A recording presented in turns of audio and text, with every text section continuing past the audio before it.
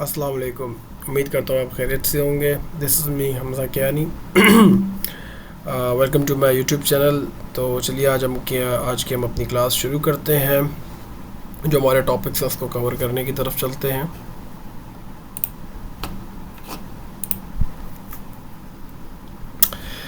Okay जी, आज के जो हमारे टॉपिक्स हैं वो है GDP, inflation and employment reports, interest rates and their impacts on forex market, political stability especially in USA, global events and their impact on the currency pairs. अच्छा, ये तमाम जो चीज़ें ये तकरीबन जो है वो फंडामेंटल एनालिसिस में आ जाती हैं।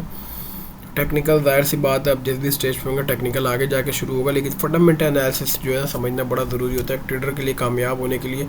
ये बात याद रख लीजिएगा, मार्केट में जो एक रुख होता है, जो दरिया का एक बहाव होता है, वो फंडामेंटल एनालिसिस ही आपको निकाल के देता है। ठीक हो गया। टेक्निकल एनालिसिस सिर्फ आपको एक ट्रेड निकालने में काम आता है। दोनों अपनी अपनी जगह ज़रूरी हैं, लेकिन अगर आप फंडामेंटल इग्नोर कर देंगे तो टेक्निकल बिल्कुल बेकार है। अगर आपको फंडामेंटल्स पता होगा तो आप टेक्निकल ना भी आता हो ना तो आप तुक्के में भी ट्रेड निकाल लेंगे, जो कि सरासर गलत है। लेकिन मैं बता रहा हूँ कि इसके बगैर वो वाला काम हो सकता है, लेकिन इसके बगैर टेक्निकल वाला काम नहीं हो सकता। तो ये समझना बड़ा ज़रूरी है। अच्छा, दूसरी बात ये है, मुझे पता है होप आप लोगों को बोरिंग लग रही होंगी बहुत सारी चीज़ें, लेकिन देखें, एक कामयाब एक सक्सेसफुल ट्रेडर बनने के लिए एंड एक प्रॉफिटेबल ट्रेडर बनने के लिए सारी चीज़ें सीखना बहुत ज़रूरी होती हैं। आजकल मार्केट में लोग बैठ के सिर्फ टेक्निकल टेक्निकल टेक्निकल 2 लाइन इधर खींच के दिखा रहे हैं, जो कि बड़ी मजाक सी बात है, बच्चों वाली बात हो जाती है। सारी चीज़ों को साथ लेके चलना पड़ता है। तो चलिए शुरू करते हैं अपना टॉपिक। सबसे पहले हम डिस्कस करेंगे GDP, inflation and employment reports को। अच्छा, एक बात याद रखिएगा, गोल्ड से जो बेरोज़गारी की जो रिपोर्ट्स होंगी ना, उसका सबसे डायरेक्ट लिंक सेफ हेवन से लगता है। अब बेरोज़गारी की रिपोर्ट्स कौन सी हैं? जैसे लेट सपोज हमारे पास जो न्यूज़ आती है अमेरिका की, जिसमें jobless claims, NFP, CPI, GDP, PPI, इनका तमाम जो है ना, जॉबलेस का मतलब आप देखें बेरोज़गार, क्लेम मतलब जो बेरोज़गार होने का क्लेम कर लें, एवरेज आवरली इनकम, सही है, अनएम्प्लॉयमेंट रिपोर्ट जिसमें नौकरियां जा रही या आ रही होंगी, बेरोज़गारी, सीपीआई भी आपको पता है जो है ना वो कंज्यूमर प्राइस इंडेक्स होता है, उसमें चीज़ों की कीमतें बताते हैं कि सही गई है, बेहतर गई है, नहीं गई है, इस तरीके की रिपोर्ट्स होती हैं।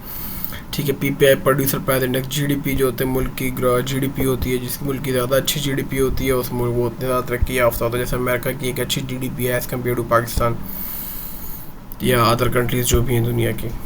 तो जो भी बेरोज़गारी से रिलेटेड चीज़ें होंगी ना, उसका डायरेक्ट इफेक्ट गोल्ड में पड़ता है। लेट्स सपोज अगर ये न्यूज़ न्यू एनएफपी या जैसे अभी जुम्मे को जो लास्ट जुम्मा गुजरा है, आज मैं 10 जून के वीडियो रिकॉर्ड कर रहा हूँ, इससे पिछला जो लास्ट फ्राइडे गुजरा था उसमें जो एनएफपी थी वो पॉजिटिव आई थी, तो गोल्ड बड़ी बुरी तरीके से नीचे गिर गया। क्यों? क्योंकि जब आपको पता है जब इकॉनमी अच्छी होगी तो सेफ़ हेवन में कौन जाएगा। याद रखिए कि दुनिया में 5 सेफ़ हेवन है, जिसमें हमारे पास आ जाता है gold, oil, silver, USD, CHF. ठीक हो गया। अब डॉलर इज़ द किंग, लेकिन जब किंग कमज़ोर होता है तो फिर लोग दूसरी जगह इन्वेस्टमेंट करते हैं। आपको पता है गोल्ड की एक बहुत पुरानी क्रेडिबिलिटी है, कब से ज़माने कदीम से चलता हुआ आ रहा है, आज तक चलता हुआ आ रहा है। ठीक हो गया। तो इस तरीके से जब भी इन्फ्लेशन की न्यूज़ नेगेटिव आती हैं तो गोल्ड के लिए पॉजिटिव होता है, और जब पॉजिटिव आती हैं तो नेगेटिव, ख़ास तौर पे इन्फ्लेशन की जो बेरोज़गारी से रिलेटेड न्यूज़ है। ठीक हो गया। आगे चलते हैं, interest rates and their impacts on the forex market. Interest rate का मतलब होता है शरह सूद। अच्छा, अब लेट सपोज अब जैसे जैसे शरह सूद डॉलर पे बढ़ता है ना तो लोग इन्वेस्टमेंट करते हैं। लेट सपोज ये 2.5 से 5% पे गया था, 5% से वापस आ रहा है आहिस्ता शरह जो इंटरेस्ट रेट है। जाहिर सी बात है, जब $1,00,000 पे आपको $2,500 आपको मिल रहा है, अब वो फिर $5,000 तक चला गया, तो लोग तो आपको होता है बिलियंस ऑफ डॉलर की इन्वेस्टमेंट करते हैं। तो जब शरह सूद बढ़ेगा तो वो बोलेगा स्टॉक में पैसा डालने से बेहतर है कि मैं इसी पे इन्वेस्टमेंट कर दूँ, मुझे मंथली मिल रही है इन्वेस्टमेंट। ठीक है, तो इस तरीके से उसका भी फॉरेक्स मार्केट को एक बहुत गहरा इम्पैक्ट पड़ता है। जब भी इंटरेस्ट रेट बढ़ता है तो बाकी सारी चीज़ें गिर जाती हैं, डॉलर की जो अगेंस्ट खड़ी हुई हैं, सही है। और जब इंटरेस्ट रेट कम होता है तो वो दूसरे के लिए प्रॉफिटेबल होता है, बोलता है इंटरेस्ट रेट शरह सूद कम हो रहा है। भारत जो हमारी जो अब्रॉड कंट्रीज है उसमें सारा इंटरेस्ट पे ही कब कारोबार चल रहा होता है।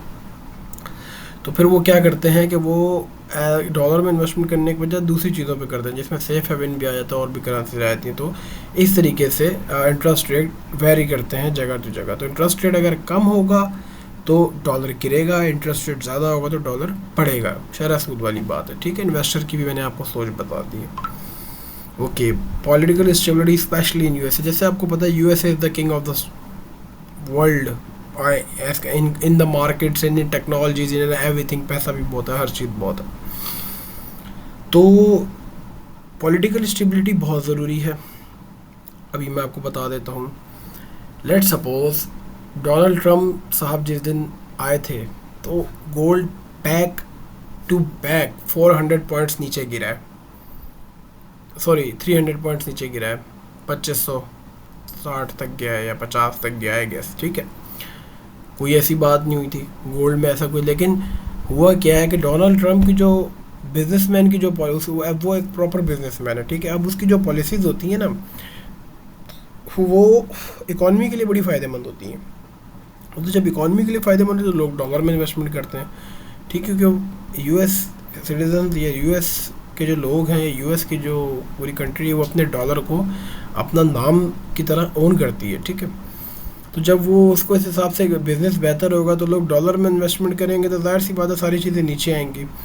तो जिस दिन ट्रम्प साहब सदर बने थे उस दिन अकेले दिन में गोल्ड 100 पॉइंट्स गिरा और वो फिर पूरे 2-3 वीक गिरता ही रहा, रादर देन के फिर जो है हमारी ट्रेड की जो ट्रेड वॉर शुरू हो गई थी और फिर इस तरीके के चार्ज चले। अच्छा, मैं आपको जीडीपी इन्फ्लेशन से एक बात बताऊँ। जैसे हमारे पास अभी ट्रेड वॉर चल रही है, ठीक है। अब हो क्या रहा है, देखें, आपको पता है कि जब महंगाई बढ़ेगी तो बेरोज़गारी आएगी। अब ट्रम्प जो है वो टैक्सेस लगा रहा है पूरी दुनिया पे, उससे क्या होगा, महंगाई बढ़ेगी, महंगाई बढ़ेगी तो बेरोज़गारी होगी। फिर हमारा यही वाला पॉइंट आया था इन्फ्लेशन वाला दोबारा घूम के, सही है।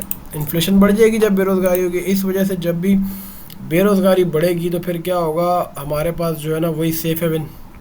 आपको पता है जैसे ही ट्रम्प कोई ऐसी न्यूज़ ले आता, जैसे वो 60 नाम ले आया था कंट्रीज़ के उठा के, तो जब भी वो इस तरीके की चीज़ें लेकर आ जाता है गोल्ड आप देखते हो ऊपर जाना शुरू होता है, डॉलर नीचे गिरना शुरू, क्योंकि इन्वेस्टर जो है उसका सिर्फ और सिर्फ मेन मोटिव जो है पैसा कमाना है, ठीक है। तो वो वहाँ से हमेशा वहाँ से पैसा कमाएगा जहाँ से उसको सेफ इन्वेस्टमेंट मिलेगी, रादर देन कि वो ऐसी जगह पैसा फंसाए जहाँ उसका पैसा फंस जाए, तो वो उसको बेनिफिशियल नहीं होगा।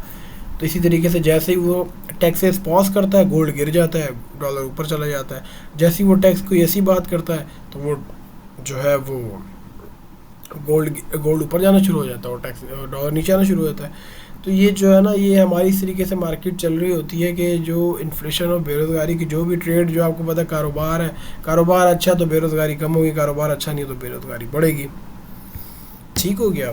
तो पॉलिटिकल स्टेबिलिटी की हम बात करें तो ट्रम्प ने जो है फिर ट्रेड वॉर शुरू कर दी है।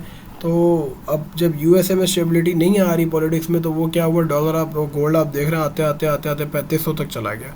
ट्रम्प के आने के बाद ये तकरीबन 300,000 पॉइंट ऊपर गया है, 2500 तक गया था ना, 2500 से 3500 का हाई मार के आ रहा है, तो 1000 पॉइंट ऊपर चला गया। वही बात है कि पॉलिटिकल स्टेबिलिटी बहुत बहुत बहुत मैटर करती है। अगर आप सिर्फ टेक्निकल एनालिसिस के पीछे पड़े रहेंगे तो आप एक कामयाब ट्रेडर नहीं बन सकते, आपको जियोपॉलिटिकल और फंडामेंटल एनालिसिस के वो भी पकड़ के रखना पड़ेगा। Coming back to our fourth topic, global events and their impacts on currency pairs. अब इसी की हम मिसाल लेते हैं। मैंने आपको जैसे बताया कि हमें इवेंट्स देखने होते हैं, ग्लोबल इवेंट्स। इसमें मैं एक चीज़ और भी ऐड कर लेता हूँ,